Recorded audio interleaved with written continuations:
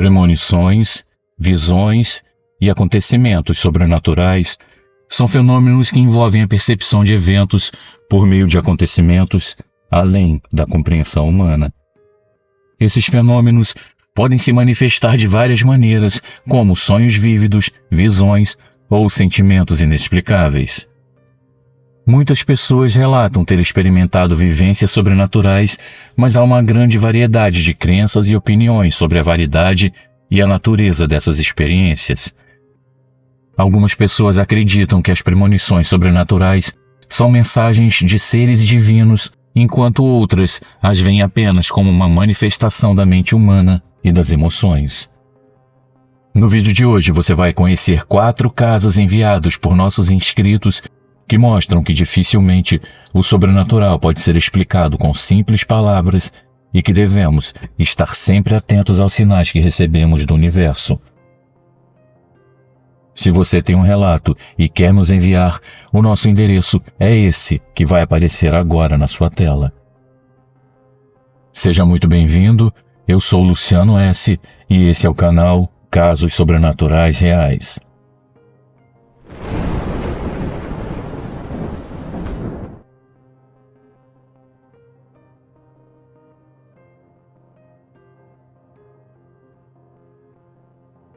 Olá, Luciano e todos os inscritos do canal.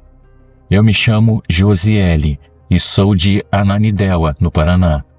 Eu sou apaixonada pelo canal e amo o sobrenatural. Luciano, esse é o primeiro dos muitos relatos que eu tenho e que ainda pretendo enviar para o canal. Eu tenho hoje 41 anos e esse fato ocorreu quando eu tinha por volta de 6 para 7 anos. Na época eu morava no interior da cidade de Curuçá com meus pais e irmãos, e nas redondezas moravam muitos parentes como avós, tios, tias e outros. Um certo dia, minha mãe precisou que eu fosse buscar uma coisa na casa da minha avó, então eu peguei a minha bicicleta para ir até lá. A casa da minha avó ficava a mais ou menos 100 metros da minha casa, indo pela rua principal. Mas eu decidi pegar um atalho por um caminho que passava por entre vários coqueiros e pés de café para cortar caminho. Nesse caminho havia um poço que estava abandonado há muitos anos desde antes de eu nascer, e os mais antigos contam que há muitos anos atrás, uma mulher havia jogado um bebê recém-nascido nesse poço e que em alguns dias era possível ouvir o choro desse bebê. Haviam muitas histórias e relatos de pessoas que já ouviram esse choro correndo pela região, mas eu, particularmente, nunca havia presenciado nada de estranho a respeito dele. Mesmo com muito medo daquela lenda que circulava na região envolvendo aquele poço, eu decidi que iria por aquele caminho mesmo. Era por volta do meio-dia e meu irmão, que havia dito que iria comigo, ainda não havia aparecido e eu resolvi ir sozinha mesmo. Fui pedalando então bem rápido para passar logo por aquele poço e seguir o meu caminho. Então, justamente em frente ao poço, eu senti que alguma coisa havia sentado na garupa. E eu, pensando ser meu irmão, nem liguei, já que ele havia dito que iria comigo e talvez tenha corrido para me alcançar. Então eu fui conversando com a tal coisa que eu senti que estava na minha garupa, pensando se tratar dele, e não olhei em nenhum momento para trás, pois o caminho era feio, cheio de buracos, e eu fiquei com medo de cair. Eu estava tão concentrada em sair de perto daquele poço que só olhei para frente e pedalei o mais rápido que eu pude. Foi só quando eu cheguei à casa da minha avó que eu percebi que não havia ninguém na minha garupa. Amigos, eu fiquei aterrorizada e o coração só faltava sair pela boca de tanto medo. Aí não demorou muito e meu irmão chegou correndo logo atrás de mim, reclamando muito por eu não tê-lo esperado.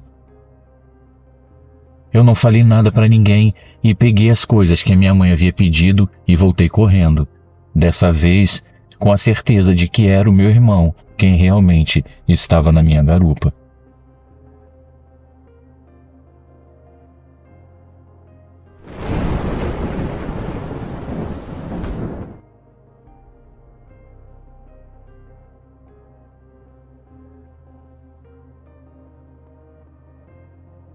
Olá, eu me chamo Bruno e sou gaúcho da cidade de Canoas, no Rio Grande do Sul.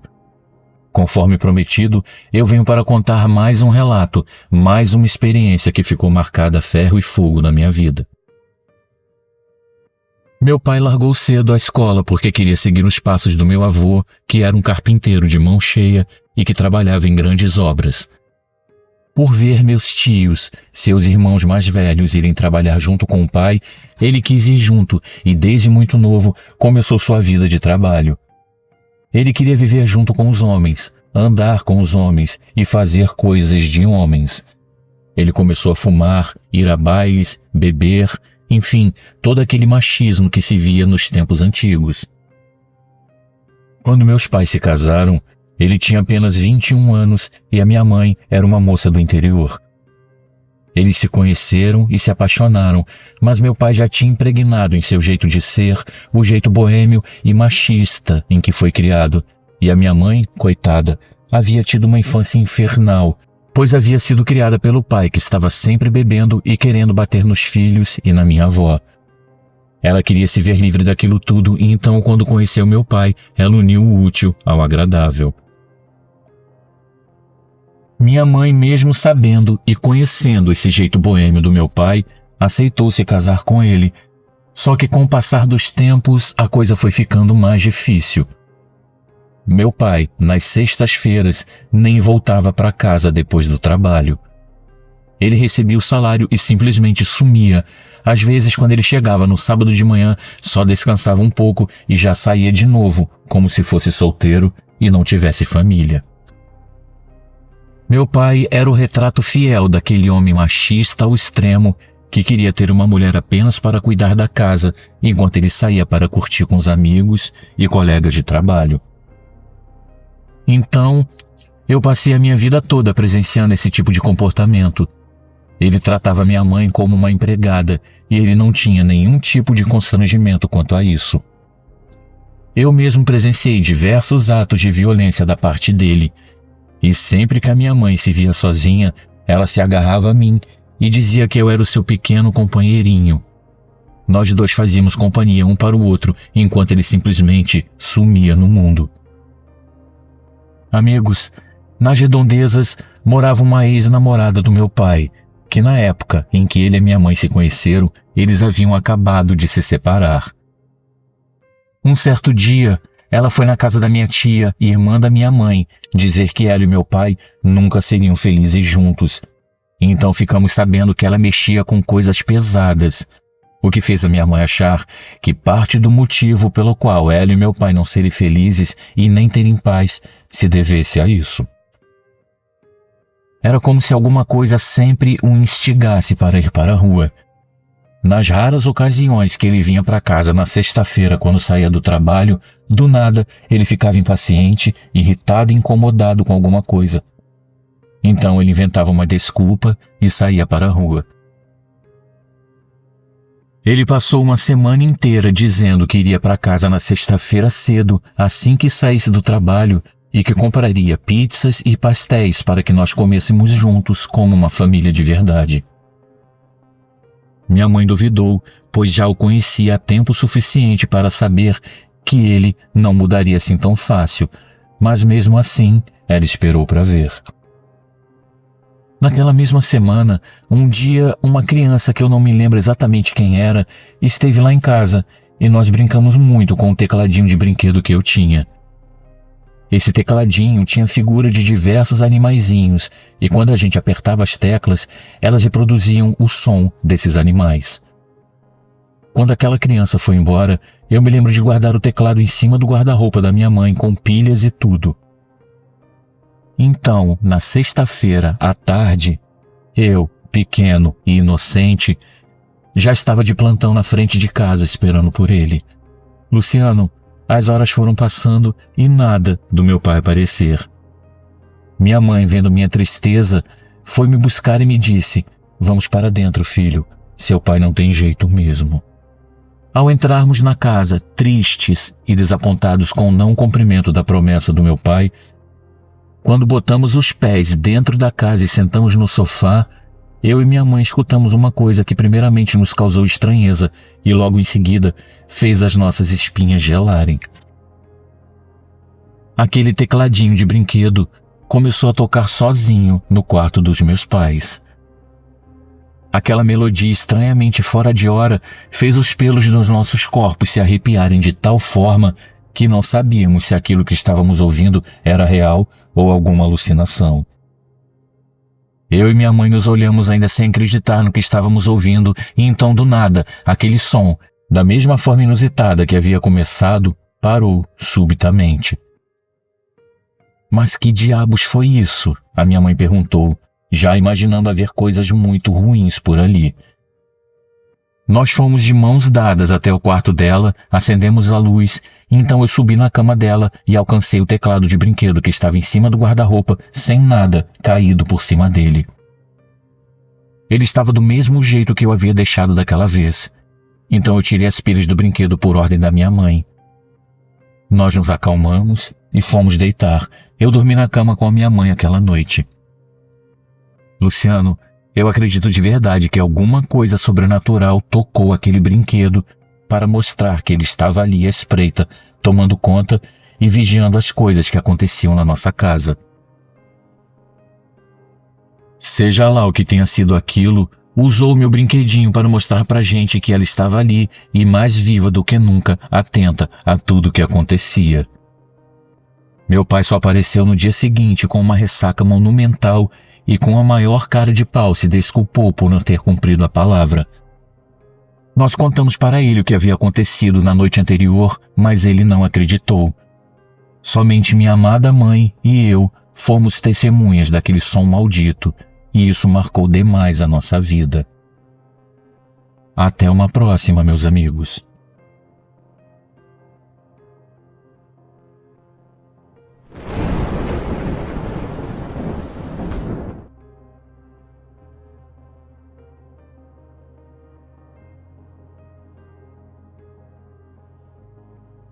Olá, Luciano e amigos. Eu me chamo Gabriel e moro em Brasília. Eu adoro o seu canal. Sempre vejo os vídeos em casa e quando não consigo ver, eu os ouço no trabalho. Apenas as pessoas mais próximas a mim conhecem essa história. Atualmente eu tenho 33 anos e na época do ocorrido eu tinha 26. Naquele dia, 28 de novembro de 2016, eu havia acordado de manhã bem cedo para ir trabalhar, me sentindo muito aflito. Algo não estava bem. Nesse dia, minha esposa iria viajar de férias com a mãe e a minha cunhada, que morava na mesma casa que nós, estava viajando a trabalho, então eu teria que ficar sozinho em casa por cerca de uma semana. Eu achei que esse sentimento ruim que eu estava sentindo deveria ser pelo fato de ter que ficar tanto tempo sozinho em uma casa tão grande. Nossa família era numerosa e morávamos todos juntos. Luciano, no decorrer do dia, apenas um pensamento de forma obsessiva vinha à minha mente e ficava se repetindo. Eu ouvia uma voz em minha cabeça me dizendo a todo momento que naquele dia um avião iria cair. Eu entrei em desespero porque a minha esposa estava indo para Maceió com a minha sogra e a minha cunhada estava em São Paulo. A minha cunhada normalmente ia de São Paulo direto para o Rio de Janeiro, mas eu não sabia exatamente quando e a que horas ela faria esse trajeto. E, na verdade, eu não sabia nem se ela o faria realmente. Nós só sabíamos quando ela avisava. Não era uma coisa certa de acontecer. Eu não consegui ficar em paz, até finalmente saber que elas haviam chegado bem e em paz nos seus destinos. Mas essa aflição não passava por nada. Eu sabia que um avião iria cair. Mas onde e quando, isso eu não conseguia prever. Eu saí do trabalho e cheguei em casa por volta das 7:30 da noite, exatamente no mesmo horário em que eu chegava todos os dias. As luzes da casa estavam todas apagadas, então eu fui acendendo as lâmpadas uma a uma. Quando eu fui acender a luz da sala, me veio na mente a imagem de um avião e eu percebi que eu estava dentro dele. Eu comecei a ver tudo ficar escuro e eu escutava apenas o som do vento, mais nada. Eu então fiquei parado no ar e vi o avião se espatifar batendo contra um lugar de muito mato, um morro bem alto ou uma montanha. Eu não sabia ao certo. Depois daquela visão, eu me vi novamente dentro de casa e eu só conseguia chorar. Depois que eu consegui me acalmar, eu conversei com a minha esposa pelo telefone, mas não disse o que havia visto para não deixá-la preocupada. Ela havia sonhado e planejado por muito tempo essa viagem e ela merecia muito essas férias. Mas mesmo eu não contando, ela percebeu que eu chorava ao telefone e perguntou se estava tudo bem, e eu disse que sim e que estava apenas com saudades. Então eu tomei um banho e fui dormir. Apenas na manhã seguinte foi que eu fiquei sabendo da notícia da queda do avião da Chapecoense. Luciano, eu só não caí porque eu já estava sentado. Eu fiquei muito assustado e não quis saber mais detalhes da história. Apenas me ajoelhei e fiz uma oração pedindo a Deus que recebesse aquelas almas e que cuidassem bem delas. Algum tempo depois, em uma entrevista, um dos sobreviventes, o goleiro do time, contou que todas as luzes do avião se apagaram e depois que os motores pararam de funcionar, ele só se lembra de ouvir o barulho do vento, exatamente igual ao que eu vi e ouvi naquela noite. Luciano, essa história até hoje me causa arrepios. Eu nunca soube porque Deus me deu aquela visão, mas agradeço a Ele por ter a oportunidade de poder orar por aquelas almas naquele momento tão difícil. Eu nunca compartilhei essa história com pessoas fora do meu círculo de amizades. Ela é extremamente pessoal e só eu e Deus sabemos o quanto ela foi real. Eu agradeço a todos por ouvir a minha história. Um grande abraço a todos.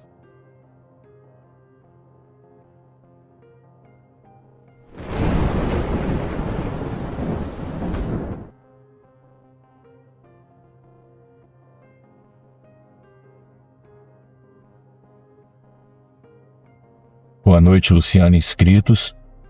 Antes de dar início ao meu relato, eu gostaria de não me identificar, pois os fatos aqui descritos aconteceram recentemente e minha família e eu só tivemos conhecimento de todos eles nessa última semana.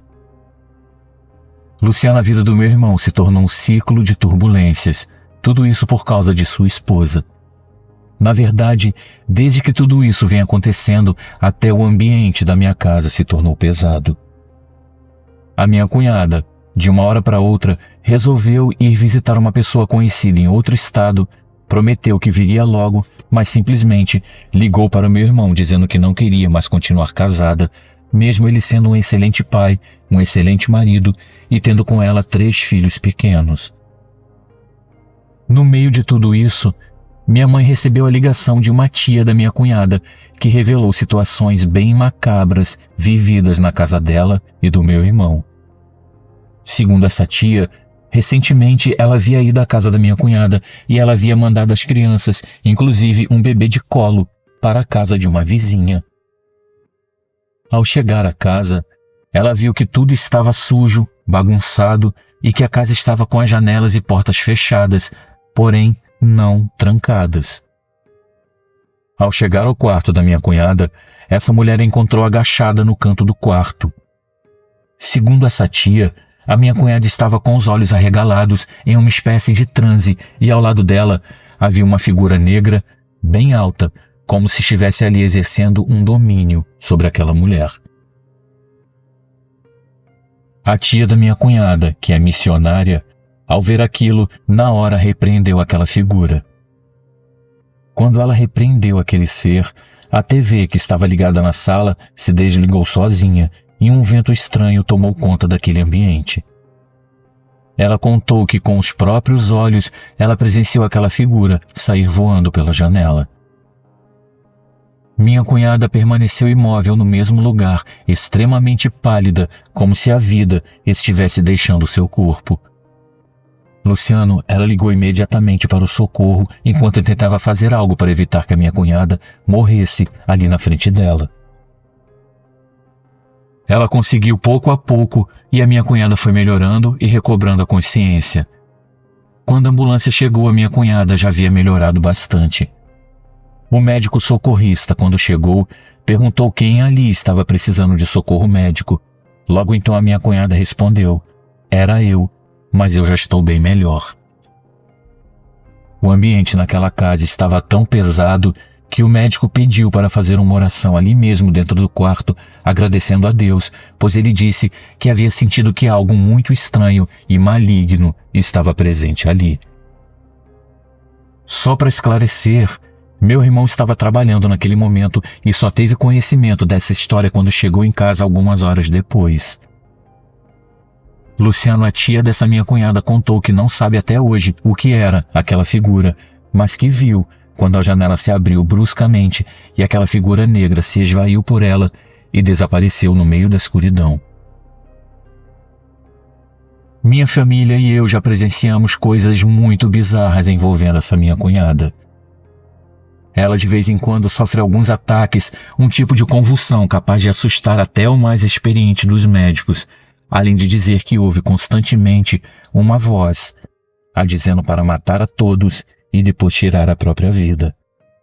Ela diz ainda ver figuras sombrias caminhando pela casa.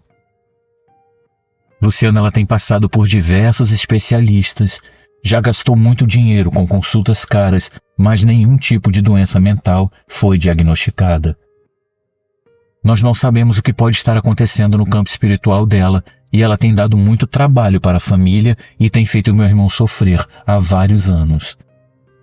O maior medo dele é que a qualquer momento ela possa surtar e fazer o que aquela voz estranha há tempos vem lhe mandando fazer, ou seja, atentar contra a vida da própria família.